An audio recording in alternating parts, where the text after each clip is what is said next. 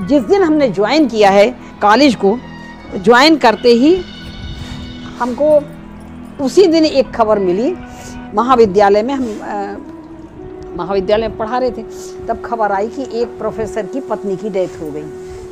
तो और उसके छोटे छोटे बच्चे, 5 महीने का बच्चा है। तो महाराज जी हमारी कोई परिचय नहीं, कुछ भी नहीं, और हम खूब रोए उस दिन।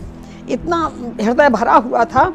हम कहा हे भगवान, किसका घर उजड़ गया, किसकी माँ मर गई, बच्चे भी अनाथ हो गए, अब क्या होगा उनका, ऐसा सोच करके हम उस दिन रोते ही रह गए। पहला दिन था हमारा कॉलेज का।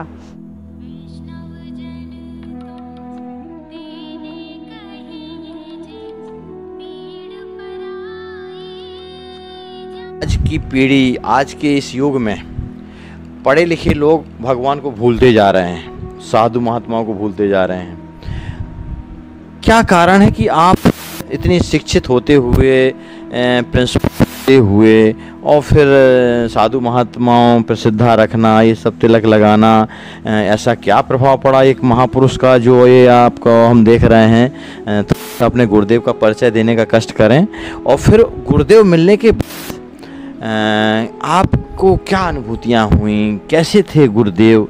जरा लोगों को जो जिज्ञासु हैं वो सोचते हैं कि धरती पर क्या ऐसे ऐसे महापुरुष होते हैं, बताने का कष्ट करें।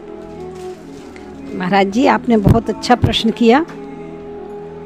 पहले तो गुरुदेव का स्मरण कर लें।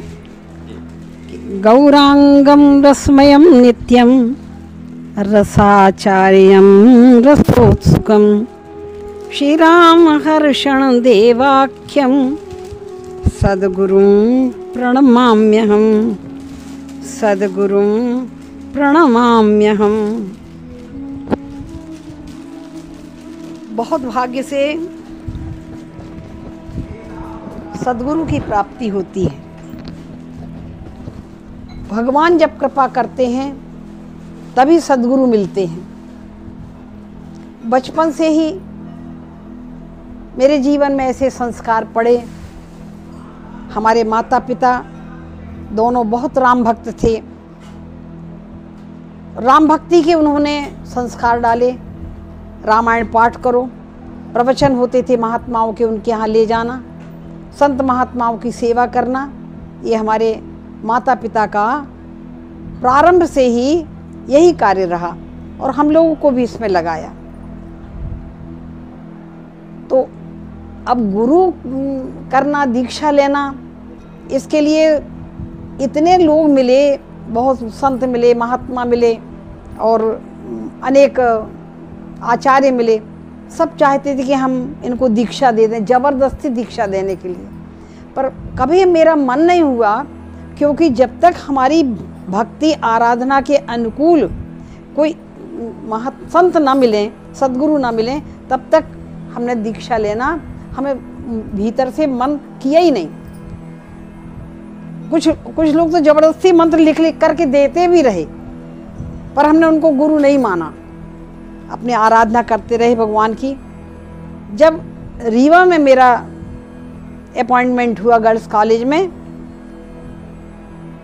उसके बाद हमारी मुलाकात हुई श्री वाल्मीकि भैया से, जो अवध किशोर दास जी के नाम से फिर संत हो गए। एक हनुमान जी का मंदिर था, उसका जीर्णोद्धार हुआ। वहाँ पर लोगों ने बुलाया, हमको बुलाया था। रीवा में अक्सर बुलाते रहते थे धार्मिक कार्यक्रमों में, तो जाते रहते थे। पर स्वामी जी महाराज, हमारे गुरुदेव भगवान, वहाँ रीवा के ही उनका जन्म स्थल ही है, रीवा में ही उनके कार्यक्रम होते थे।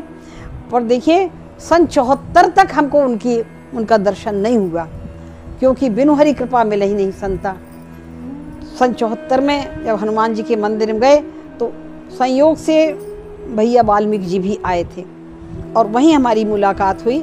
तो उन्होंने घर आए, गर्ल्स कॉलेज के क्वार्टर में रहते थे हम लोग। उन्होंने परिचय दिया, कहा कि आप यहाँ आइए, पौड़ी में समैया होता है। तो हम कहा क्या समैया? समैया भी नहीं जानते थे हम क्या चीज़ है। तो उन्होंने कहा कि लीला होती है भगवान की, विवाह लीला, और आप आइए।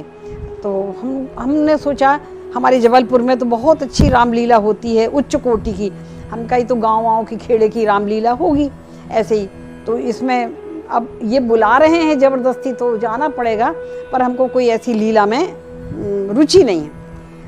फिर गए, हम का छक्का लाएंगे हम। तो दूसरे दिन पुष्प वाटिका की लीला थी, पौड़ी में पहुँचे।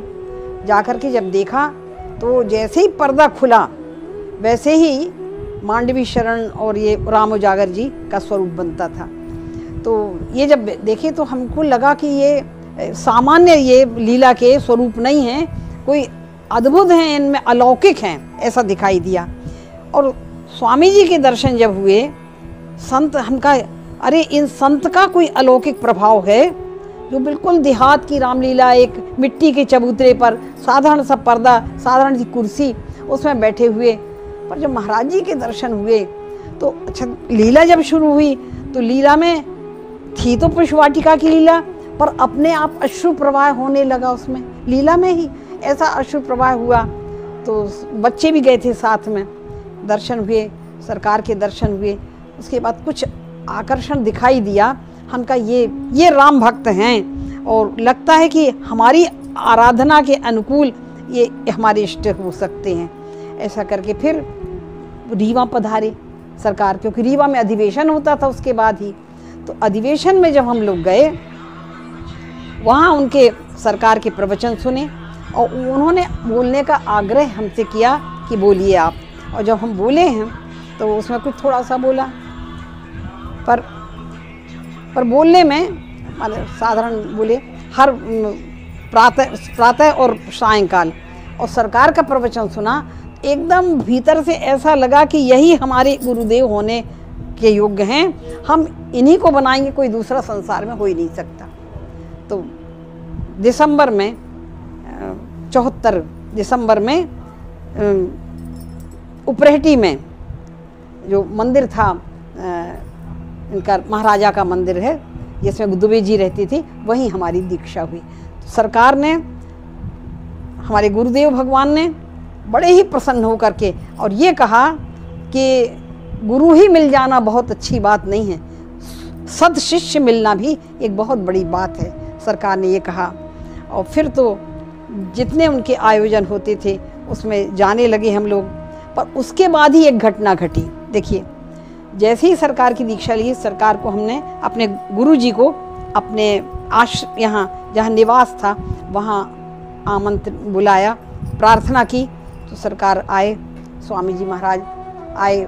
हमारी जो छात्रावास की भी मैं अधीक्षक थी, तो वहाँ भी छात्रावास में सरकार का प्रवचन कराया। लड़कियाँ, छात्राएं बहुत प्रभावित हुई और सरकार 4-5 दिन रहे, वहाँ रुके हुए। तो वहीं की एक घटना है। देखिए, सरकार जब पधारे थे तो उस समय रामवन में एक मानस चतुशताब्दी का समारोह चल रहा था। तो उसमें ट्रेनिंग के लिए बुलाया था, कहा कि जितने यहाँ रामायणी हैं और प्रसिद्ध लोग वहाँ आएँ तो उनको एक अच्छा सर्टिफिकेट मिलेगा। तो हमको बुलाया। तो अब सरकार हमारे यहाँ रुक गए थे, तो हमने कहा कि हम ना जा पाएंगे। मन में एक वासना जरूर आई कि वो लोग बोले, एक वहाँ के अच्छे भक्त थे, वो पीजीबीटी कॉलेज में, कहने के मैडम इतना बढ़िया सर्टिफिकेट मिल रहा है और आपका जाना बहुत ज़रूरी। उन्होंने कहा आपका जाना ज़रूरी। तो हमने कहा कि हमारे यहाँ तो स्वामी जी रुके हैं, तो हम कैसे जाएँ। अच्छा, हुआ ये था, स्वामी जी को रविवार को चले जाना था, पर उस समय हड़ताल चल रही थी इलाहाबाद में, तो सरकार रुक गए सोमवार को। अब मंगल बुध दिशाशूल था, तो फिर रुक गए। तो हमने कहा अब तो नहीं जा सकेंगे, तो वहाँ कार्यक्रम समाप्त हो जाएगा। हम कहा समाप्त हो जाने दो, हमें सर्टिफिकेट की कोई ज़रूरत नहीं। बड़े भाग्य से सरकार और रुक गए हैं स्वामी जी, तो हमारा कितना अहोभाग्य कि हमारे गुरुदेव हमारे घर में रुके हैं, अपने आप रुक गए। ये भगवान की कुछ लीला थी। अब देखिए, ऐसा हमने सोचा, पर मन में एक वासना उस सर्टिफिकेट की थी। सरकार रुके हैं, जो वहाँ ट्रेनिंग देने वाले थे मदन मोहनलाल जी मिश्र बनारस के, वो जो वहाँ ट्रेनिंग देने आए थे, वो स्वयं ही हमारे घर पर आए और वो सर्टिफिकेट लेकर के आए। और उसमें लिखा था कि इन्होंने 7 दिन रामवन में वो मानस चतुशताब्दी का ये कार्यक्रम अटेंड किया और उनको ये सर्टिफिकेट दिया जाता है। एक भी दिन हम नहीं गए, 1 मिनट नहीं गए, और सर्टिफिकेट लेकर के खुद आ गए वहाँ। और सरकार तो बोले कि हम, मालूम हुआ कि आपके यहाँ सरकार रुके हुए हैं स्वामी जी, हम उनका दर्शन करने के लिए आ गए और आपका इस सर्टिफिकेट मिला। महाराज हमारी आंखों से आंसू बहने लगे। अब क्या बताएं हम अपनी वासना को कि हम कितने इस तुच्छ कागज के लिए हम सोच रहे थे कि सरकार जब चले जाएंगे तो हम अटेंड कर लेंगे। नहीं गए, वो सर्टिफिकेट हमारे पास आ गया, वो अभी तक रखा है। अब उसकी कोई कीमत नहीं, हमने बताया नहीं। पर देखिए ये चमत्कार हुआ कि ऐसा हमें घर बैठे वो मिल गया। दूसरी बात यह है कि उस समय इमरजेंसी लग गई और इमरजेंसी में हमारा ट्रांसफ़र कर दिया गया जबलपुर, ज़बरदस्ती बैठे ठाले, और ये कह करके कि इनके यहाँ सरकार का नाम लिख करके, इनके यहाँ स्वामी रामकृष्ण दास जी महाराज आते हैं, वो जयप्रकाश नारायण से संबंधित हैं, तो ये इनकी गतिविधियाँ राष्ट्रद्रोही हैं, इसलिए इनको मीसा में बंद किया जाए या इनका ट्रांसफ़र किया जाए। ऐसा कह करके सरकार का नाम लिख करके हमारा ट्रांसफ़र कर दिया। अच्छा, हमारी कोई गलती नहीं थी बिल्कुल, तो ठीक है चले गए हम। ट्रांसफ़र हो गया जबलपुर हमारा मायका था। इन लोगों को, ट्रांसफ़र करने वालों को नहीं मालूम कि हमारा मायका ही है वहाँ, और हम अपने घर में पहुँच गए। पर इतना ही था कि अवस्थी जी रीवा में थे, हमारे दोनों बच्चे थे, तो परेशान थे, छोटे छोटे थे, पढ़ रहे थे, तो रोते थे। पर हमने कहा सब, तो सरकार आए तो हम छुट्टी लेकर के आए थे, यहीं अधिवेशन हो रहा था, तो हम आए सरकार के पास, रोने लगे। उनका सरकार यहाँ आप रहते थे तो हमको दर्शन आपके मिल जाते थे, कभी कभी अब जबलपुर ट्रांसफ़र कर दिया तो हमको आपके दर्शन भी नहीं मिलेंगे। तो सरकार बोले, समझ ले गए कि इनको बड़ा क्षोभ है और तो दुखी हैं। तो सरकार बोले कि आपका ट्रांसफ़र किसी की कलम से नहीं हुआ, किसी ने आपका ट्रांसफ़र नहीं किया है, भगवान की इच्छा से हुआ, राम जी की इच्छा से आपका ट्रांसफ़र हुआ, और भगवान को कुछ काम लेना है इसलिए ट्रांसफ़र किया है, और जब काम हो जाएगा तो अपने आप भगवान बुला लेंगे। और कहा कि देखो किसी के प्रति भी द्वेष भाव मत रखना। हमको था तो द्वेष भाव और गुस्सा आ रही थी जिनने ट्रांसफ़र किया, सरकार ने किसी के प्रति, क्योंकि वो तो भगवान ने किया है। अब देखिए महाराज, चले तो गए थे, पर जिस समय हम पहुँचे हैं और वहाँ जिस दिन हमने ज्वाइन किया है कॉलेज को, ज्वाइन करते ही हमको उसी दिन एक खबर मिली। महाविद्यालय में हम महाविद्यालय में पढ़ा रहे थे, तब खबर आई कि एक प्रोफेसर की पत्नी की डेथ हो गई। तो और उसके छोटे छोटे बच्चे, 5 महीने का बच्चा है। तो महाराज जी हमारी कोई परिचय नहीं, कुछ भी नहीं, और हम खूब रोए उस दिन, इतना हृदय भरा हुआ था। हम कहा हे भगवान, किसका घर उजड़ गया, किसकी माँ मर गई, बच्चे भी अनाथ हो गए, अब क्या होगा उनका, ऐसा सोच करके हम उस दिन रोते ही रह गए। पहला दिन था हमारा कॉलेज का, किसी को नहीं मालूम, पर हम अपने भीतर हमको बहुत दुख हुआ। तो घर आ गए। उसके बाद जब 15 दिन हो गए तो वही प्रोफेसर ठीक हमारे पास आए, हमारा तो कोई परिचय नहीं, और कहने कि मैडम आपको तो मालूम है कि हमारी वाइफ मर गई हैं, हमारा घर उजड़ गया, हमारे बच्चे, छोटा 5 महीने का है, तो अगर आपकी दृष्टि में कोई ऐसी महिला हो जो परित्यक्ता हो या विडो हो, और तो हमें वाइफ की ज़रूरत नहीं है, पत्नी की, हमें बच्चे की माँ की ज़रूरत है। हमने कहा अच्छा बताएंगे हम, ऐसा कहा। हमारे एकदम ध्यान में आया कि एक हमारी छात्रा है ब्राह्मण अवस्थी जी के यहाँ, तो उसकी काफ़ी उम्र हो गई थी और दहेज के कारण शादी नहीं हो रही थी। तो हमने कहा कि हम बताते, फिर हम मन में ही सोचा उनको कहा हम बताएंगे आपको। तो हमने एक कार्ड लिखा, यहाँ रीवन डाल दिया और उनको दिखा, उनके भाई को, कि ऐसा ऐसे एक परिवार है, उजड़ गया है, अगर विवाह तैयार हो और देख लो, तो शादी करना हो तो कर दो। तो वो आए, तुरंत आकर के वो भाई ने देखा, पूरी गृहस्थी उसकी बनी बनाई थी ज्यों की, तो कोई कमी घर गृहस्थी में थी ही नहीं। बच्चे छोटे छोटे थे और 4 बच्चे थे।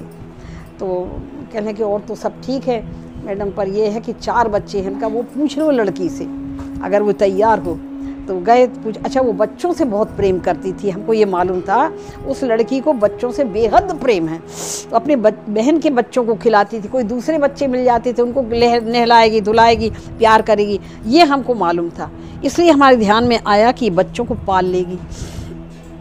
हमने कहा कि अच्छा पूछ लो। वो आकर के उनने पूछा कि बहुत अच्छा है परिवार और अच्छे ब्राह्मण हैं, तिवारी हैं, तो बताओ पर बच्चे हैं छोटे छोटे। तो वो कही कि हमारी शादी हो गई होती तो हमारे भी बच्चे ना हो जाते। उसने ऐसा कहा, मन स्वीकृति दे दी। तो वो तुरंत भाई लेकर के आए, उसके माँ आई और वहीं हमारे घर में आकर, जब हमारी मायका था वहीं आकर के उसकी परीक्षा कर दी और शादी हो गई। शादी होकर के लड़की आई, उसने 5 महीने के बच्चे को महाराज ऐसे पाला कि उसका बच्चा, उसको दूध पिलाना, उसको नहलाना धुलाना, सब लोग आश्चर्यचकित रह गए कि ये सगी माँ भी इतना नहीं कर सकती।